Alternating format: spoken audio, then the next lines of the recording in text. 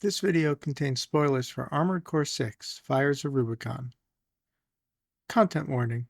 This video covers topics of abuse. Discretion is advised. Also, it is important to note that I am not a mental health professional, just someone who wants to share her experiences as a 30-something transgender woman living with mental illness. Hello, it's Autumn again.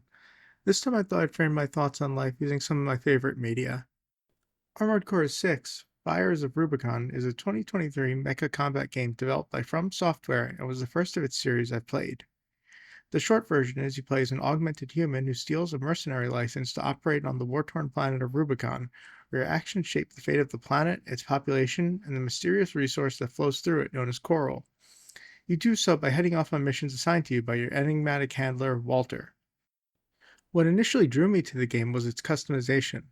There's an enormous range of personalization options in the game that change your AC's capabilities, and there's a robust painting and emblem making tool as well. The gameplay is fast, flashy, and impactful with notable difficulty spikes. These difficulty humps become totally manageable when you understand that the game doesn't want you to stick to one loadout unless you're already quite skilled at the game. Instead, you're encouraged to refit your AC as needed to overcome the many unique challenges the game throws at you.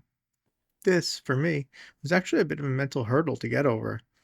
I liked how my armored core looked. I liked the weapons I'd gotten used to, and it almost felt like giving up or cheating at first when I started switching to gear or parts that made me more effective for a specific mission. That feeling faded over time, and I came to enjoy the customization in a new way. I had a whole toolbox at my disposal. Why was I fretting that my favorite wrench wasn't always the tool for the job?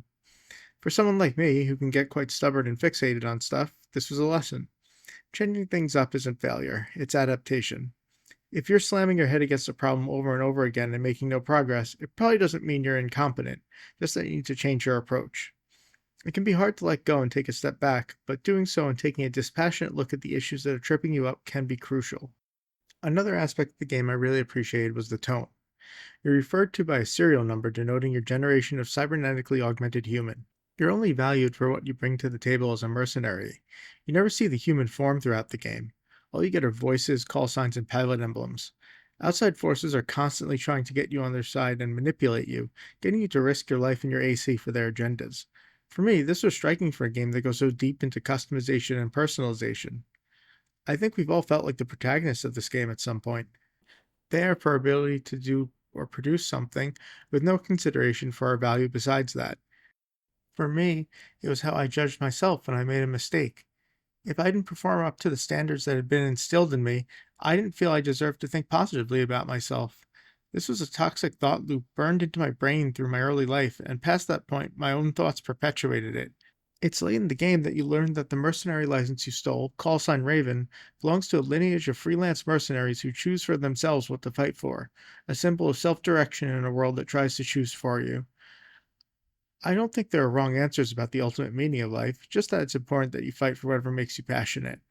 I think we can also relate to how you never see people in these games. I know I felt like my body is just a tool to interact with the world and absorb the rough parts of life while the real me sits and watches. If you don't feel wholly connected to your body, you might find it's freeing to abstract your sense of style into this mechanized avatar while you work on bringing yourself to a place that's closer to your comfort zone. I'm getting there little by little myself, and I know you all can too. So, that's why Armored Core 6 helped me. It's great fun, and I recommend it. Thank you so much for watching.